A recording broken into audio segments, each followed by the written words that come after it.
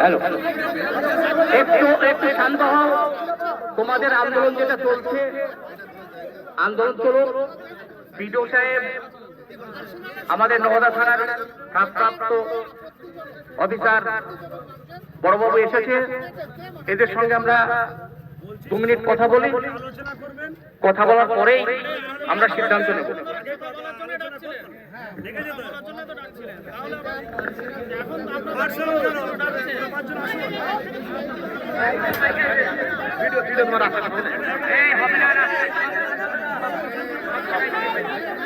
hello hello,